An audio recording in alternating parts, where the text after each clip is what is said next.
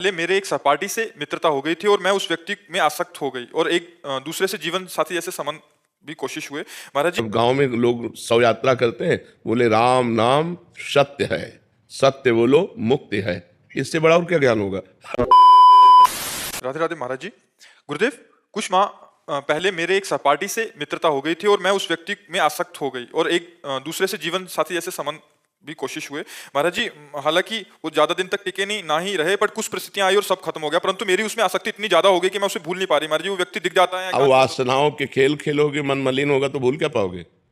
अरे धिक्कार है ऐसे जीवन को कि जो मनुष्य जीवन मिलने पर भगवान के लिए बात नहीं आई कि मैं भगवान को भूल नहीं पाती हूँ। ये जीवन का तो लाभ होना चाहिए। इन नाशवान शरीरों में आसक्ति करके, इंद्रियजन्य सुखों में भोग सुख का अनुभव करके मैं उनको भूल नहीं पाती, तो धिक्कार तुम्हारी बुद्धि को।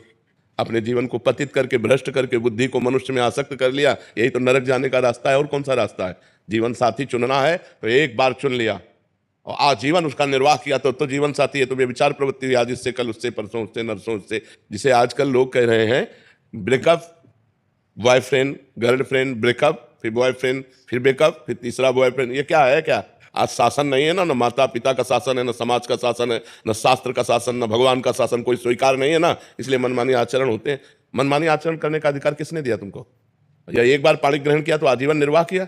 अपने पर शासन नहीं, अपने धर्म को नहीं जानती हो, शरीर का बार बार अपवित्र होना, ये क्या है? मन शरीर में लगा हुआ है, मन अपवित्र हो रहा है, पाप का खजाना बन रहा है, नरक जाओ नरक भोगो। ये दुर्लभ मनुष्य देह का क्या लाभ मिला? आजकल यही प्रवृत्ति चल रही, तुम्हारी बात नहीं बच्चा, ये आजकल प्रवृत्ति यही चल रही है। ये कोई मतलब नई बात नहीं, यही प्रवृत्ति चल रही है। भगवान का नाम जप करो, जो संयम से रहो।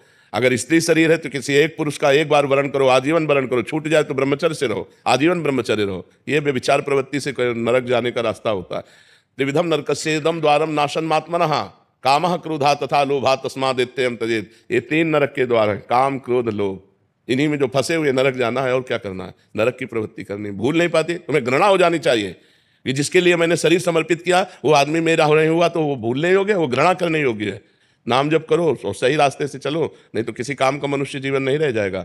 हम कहते हैं दोस्ती करना पाप नहीं है, कोई भी किसी से भी दोस्ती करो, लेकिन दोस्ती गंदगी करना पाप है, व्यभिचार करना पाप है। ये क्यों करते हो?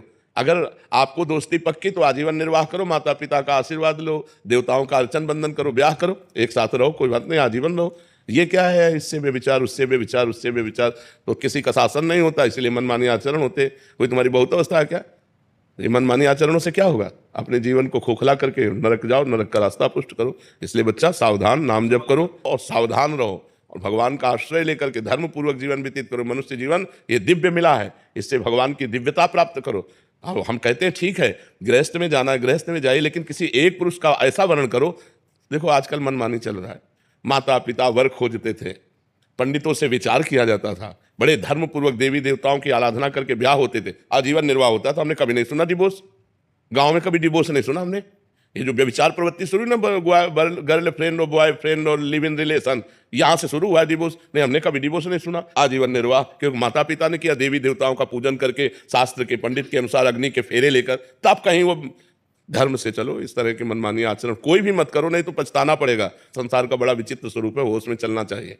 आचार्य राधा वल्लभ श्री हरिवंश महाराज जी। महाराज जी, हम सब कुछ जानते हैं धर्म क्या है, अधर्म क्या है, पर सब कुछ जानते हुए भी अधर्म और नहीं जानते हो, नहीं जानते हो। जानकारी उसे कहते हैं कि जब जान गए तो जय जाने जग जाए हेराए, जागे जथा स्वप्न भ्रम जाए। स्वप्न में जैसे हम जगे हुए होते, तो क्या जगे हुए होते हैं क्या? स्वप्न में हम क्रियाएं करते देखते हैं, और ऐसा थोड़ी लगता है कि मैं स्वप्न देख रहा हूँ, ऐसा लगता है मैं जगा हुआ हूँ। तो क्या वो जगा हुआ होता है क्या? वो अज्ञानी स्वप्न में अपने को जगा हुआ जैसे मानता है, तो जगा हुआ नहीं होता। ऐसे आप अज्ञान की धारा में हो और आप ये जानकारी कर रहे हो कि मुझे धर्म का पता है, मुझे अधर्म का पता है। जैसे अपने को जानकारियां जो कुछ हैं, जो उपलब्ध हो चुकी, वो प्रकृतिजन्य केवल बुद्धि तक है, आपके अनुभव में नहीं है। अनुभव में नहीं तो पता है। पूरा हलवा बनाने की प्रक्रिया आती है, लेकिन कभी बैठ करके बना के पाया नहीं, तो क्या फायदा? जिस जानकारी का प्रयोग ना हो सके, वो जानकारी हमारी किस काम की? बात समझ रहे ना?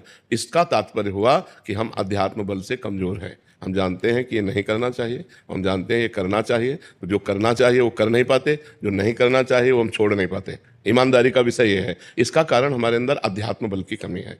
हम अगर प्रशांतात्मा विगत भीर ब्रह्मचारी व्रत स्थित है, अगर हम संयम से चलें, अपने अंतःकरण में निरंतर भगवत चिंतन करें, ब्रह्मचारी व्रत से स्थित हों और निरंतर परमात्मा चिंतन करें, तो अभी आ जाएगा।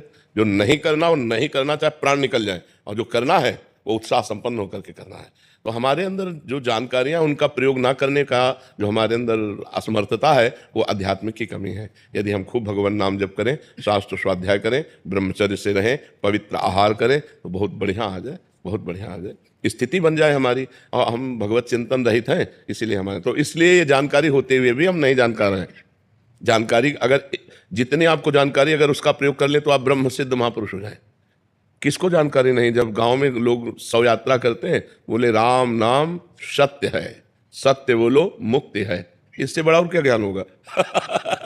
इस ज्ञान से बड़ा और क्या ज्ञान होगा कि पूरे त्रिभुवन में अगर सत्य है तो भगवान का नाम सत्य है, और भगवान का नाम बोलो तो मुक्ति है। लेकिन वो बीड़ी पीते हुए लौटते, उनको कोई मतलब नहीं कि क्या गा रहे हैं। वो समझते हैं मरने वाले के साथ ये गाया जाता है, बस वो गीत गाते हैं, वो उसका भाव तो समझते नहीं है। इसलिए हमें सबको जानकारी है, अपने कल्याण भर के लिए सबको जानकारी है।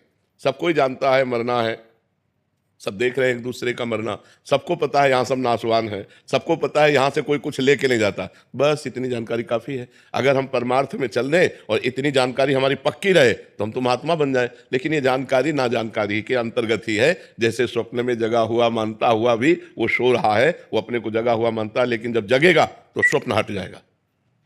जगने की पहचान है, स्वप्न हट जाएगा। तो सच्ची जानकारी का मतलब है, धर्म की जानकारी का मतलब है, जेहि जाने जग जाए हेराई, जागे जथा स्वपन भ्रम जाई।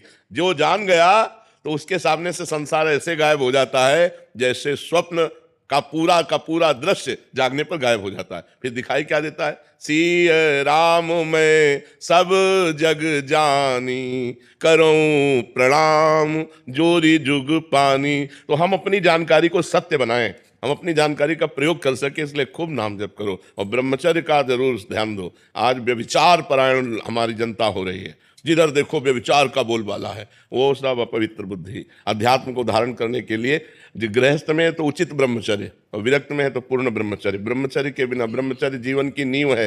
ये आजकल नए नए सब जितने बच्चे हैं ना, गर्लफ्रेंड बॉयफ्रेंड हस्तमैथुन, ये वो सब नष्ट किए दे रहे हैं अपने आप को। ये क्या है? मनुष्य जीवन का उपहास कर रहे हो, देव दुर्लभ मनुष्य जीवन का उपहास कर रहे हो। बड़े भाग मानुष तन पावा, सुर दुर्लभ सदग्रंथन गावा, साधन धाम मोक्ष कर द्वारा, पाई न जे परलोक संभारा। सो परत्र दुख पावई, सिर धुनि धुनि पछताए, काल ही कर्म ईश्वर मिथ्या दोष लगाए। इसलिए खूब नाम जप करो जी।